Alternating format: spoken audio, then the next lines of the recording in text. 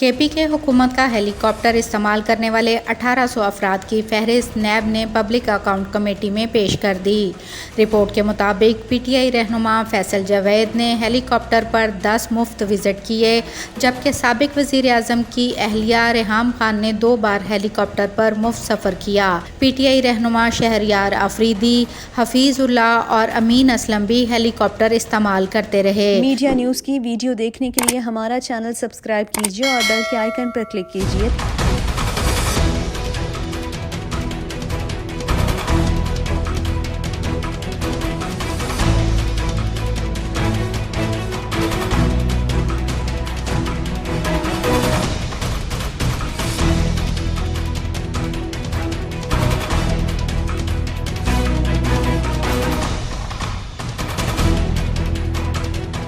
کے پی کے حکومت کا ہیلی کاپٹر استعمال کرنے والے 1800 افراد کی فہرست نیب نے پبلک اکاؤنٹ کمیٹی میں پیش کر دی۔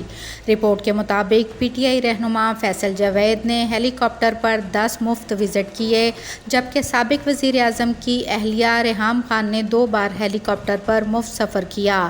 ابرار الحق نے بھی ہیلی کاپٹر پر 2 ٹرپ مفت کیے۔